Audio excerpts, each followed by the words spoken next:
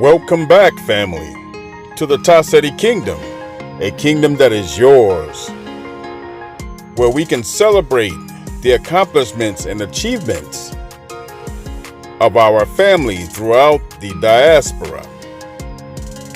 Welcome back to talking about another session where we were discussing soul and spirit. This is part 3 of a 3-part series. Don't forget to like, subscribe, and share our content. And don't forget to click that bell so that you can be notified immediately when we upload new content.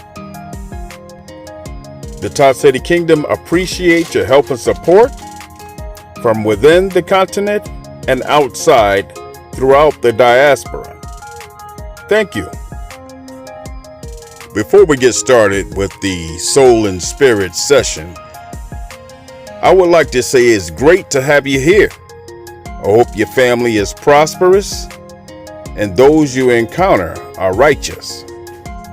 Now, to start session 3 and talking about spirit and soul, just so it's understood, we're going to go into speaking about spirit first, and then we're going to go into soul, and then have the comparison. Now that we have the layout and format for this session, let's review session 2 so that you understand exactly where we are and the position we are in at the moment. Especially for those who missed the first 2 sessions, this will give a review so they are up to speed with everyone else in this particular video. As we mentioned before, when dealing with soul and spirit, we were mentioning 3rd and 5th dimensions. 3rd being the physical state in which everything is materialistic, dealing with the senses. And those senses are sight, sound, touch, taste, and smell. So when dealing with the 3rd dimension, the spirit is usually dealing with these senses. Most people who can't use or apply these senses usually don't believe anything is real. So as we mentioned the 5th dimension is dealing with ascension. It has nothing to do with the physical state. You have progressed beyond the physical means. And this doesn't necessarily mean the physical body. It's the mental state of being above materialism, and superficial tendencies. Many people ask questions about Dimension 4, being that we usually talk about Dimension 3 and 5. But 4 is that middle state to which both overlap, and is usually your dream state, to where you can mentally be there, but not physically there. Okay, now to move in to start talking about spirit again. Spirit is dealing with Dimension 3. Dimension 3 is the physical world. Spirit is your life force. Spirit is what and how you wake up every day, dealing with life. It deals with the things you want, things you can touch. Your spirit is connected to those 5 senses. Dimension 3 is also where we accumulate so much debt that we can't escape. Dimension 3 is wanting to have all those material items, all that jewelry, the bling, the diamonds, the big houses, all those physical items that keep you locked into not wanting to leave a particular location. It keeps us trapped in so that we do not want to physically leave. To also understand what must be mastered at this 3rd dimension, these are the desire and emotional states that we must conquer and learn to master. These desires and emotions are usually what hinder and control us so that we cannot ascend. They capture us and we cannot escape. Many are negative emotions that keep you in a state of imprisonment. And to master these emotions would take focus and discipline. Your emotions is what causes you to have actions that are not beneficial to your progression or ascension. For those of you who are not familiar with the term ascension, ascension is a term used to reach an elevated state of understanding and to not fall into the trap of the third dimension and being physically tied or attached to materialism, materialistic items, or being superficial. Many of the problems we have, whether it's personal or in relationships, are dealing with the third dimension. Usually in the third dimension, you're not really thinking of the other person, you're thinking about material items. And this includes money. Thinking within yourself and not outside yourself is what causes you to be selfish and having selfish tendencies with other people, being possessive and looking at people as objects. This is another trait of the third dimension. A way I tend to battle the third dimension is I tend not to hold on to anything materialistic. My main priority and my purpose in life is my family and those items that are alive. Materialism and materialistic tendencies I try to stay away from. Everything is for sale, or I would give it away.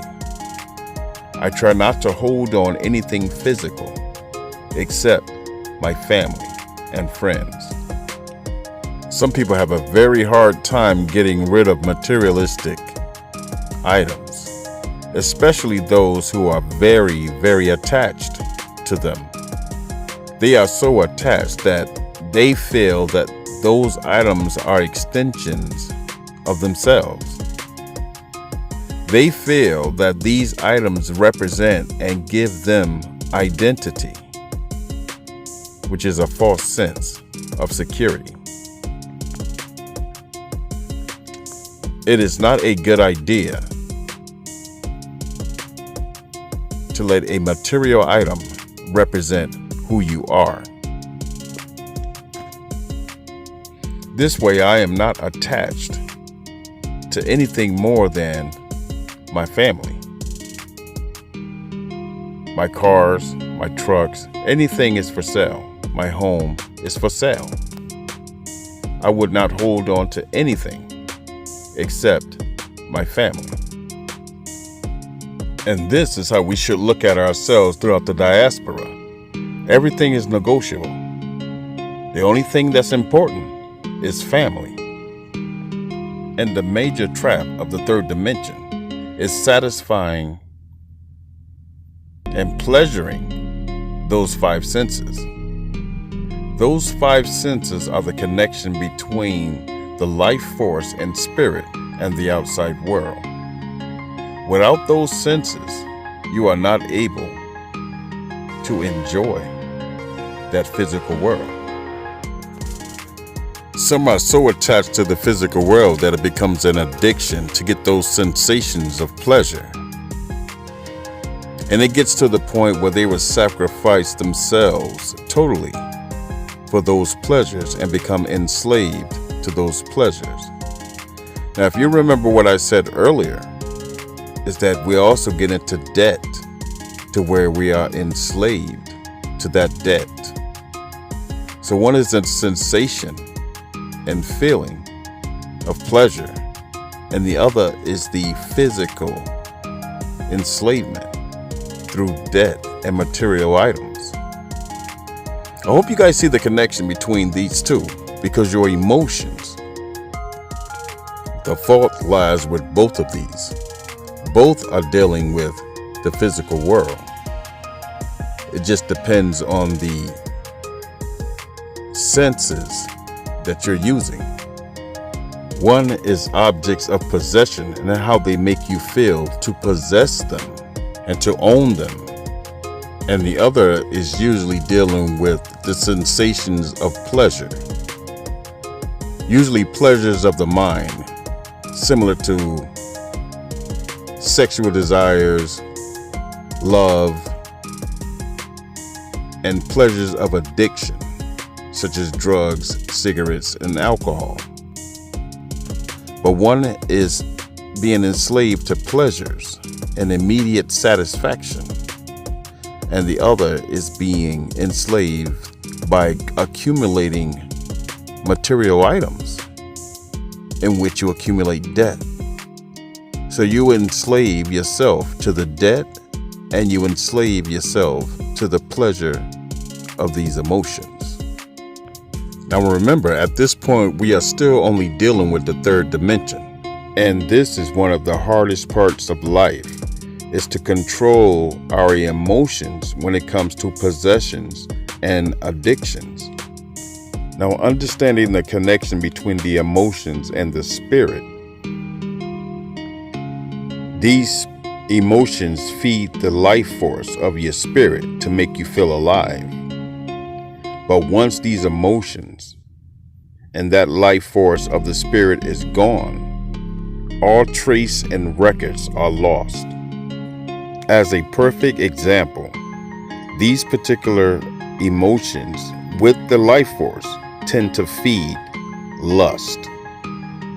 And this is the difference between lust and love.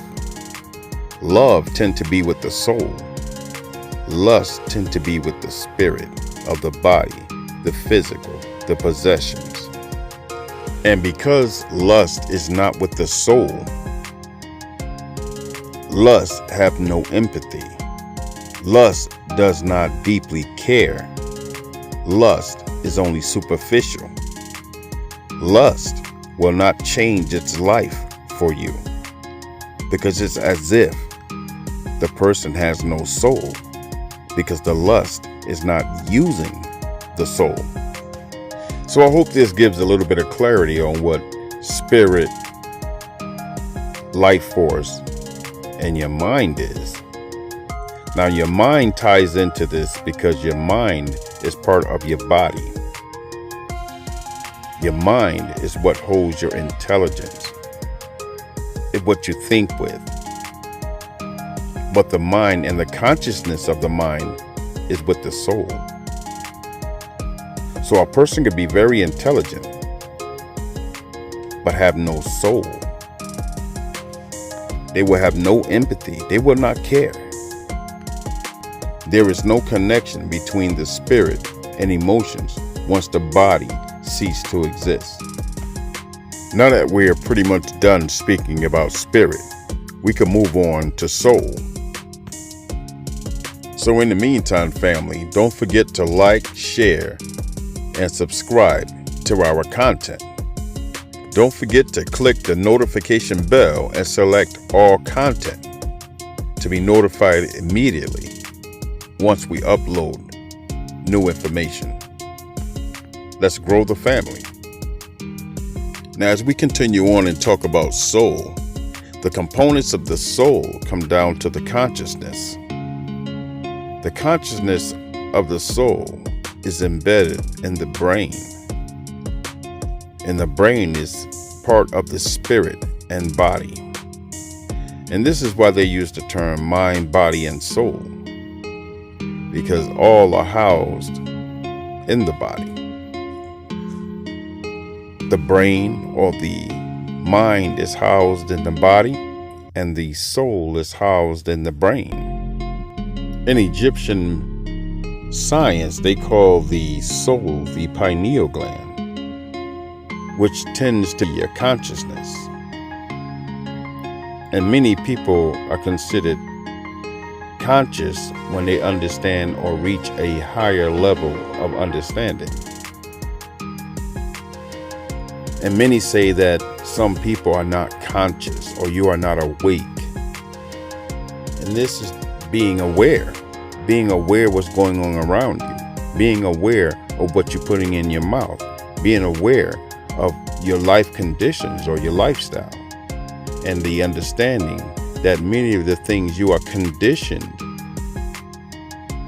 to perceive to need or require, you do not require. This is consciousness. This is being awake and aware.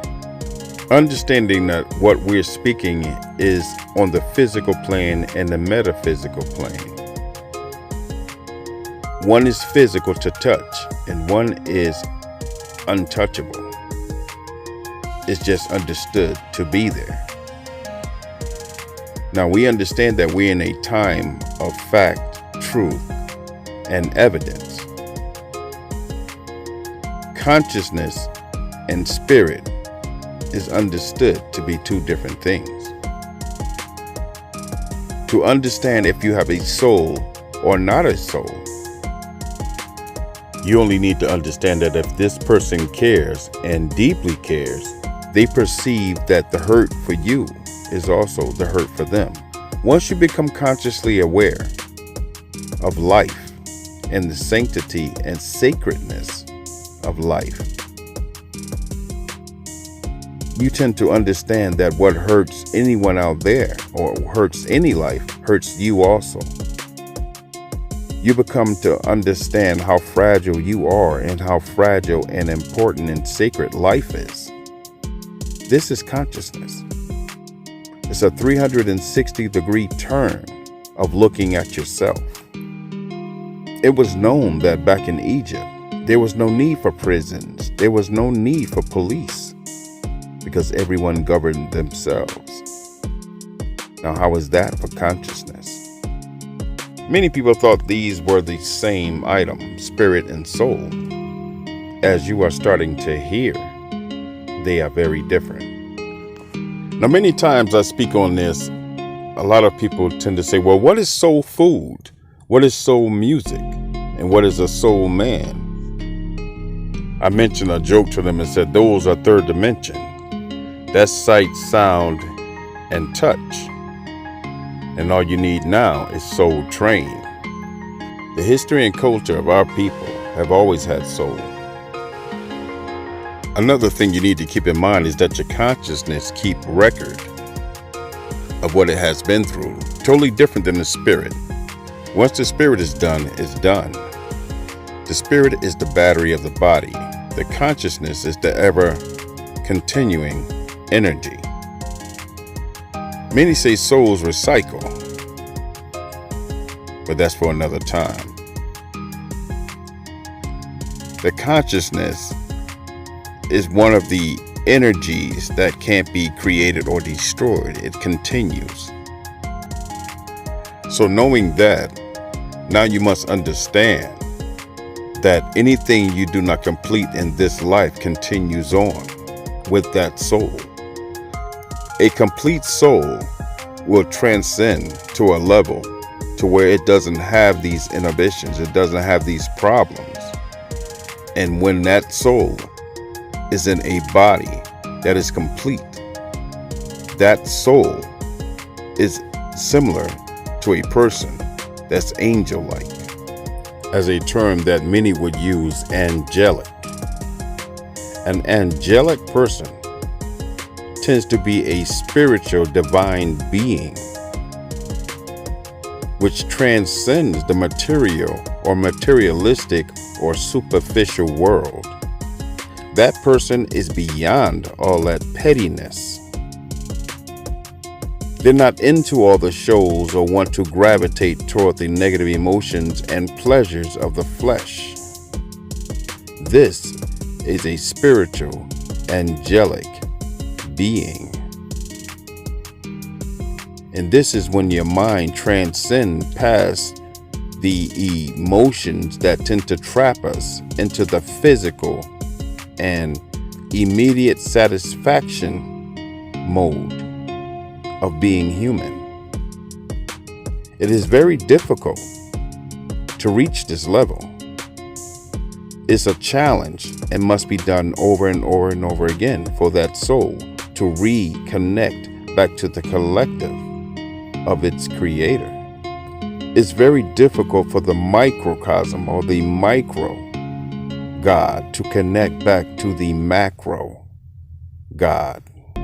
This is very difficult for some people to understand, to comprehend the complexity of what we have discussed. For some, it's exactly what they needed to hear. And this is why you meet some people and they are told that they have old souls or compared to a very young soul. And the difference between those two very quick is that an old soul is very mature and not fascinated by a lot of things that would fascinate a young soul. A young soul is a person that's very immature and gets anger quickly and not easily or have much patience. This is something to look out for in the future. Well, this concludes our 3-part session, Do You Have a Soul? It was a pleasure and blessing to have you guys go through all 3 sessions with us. The good in me seeks the good in you. I am you and you are me. I give power to you in your walk as you empower those you pass along the way. Please like and subscribe and share with all those you love. Thank you for listening. Pharaoh J. Tassetti.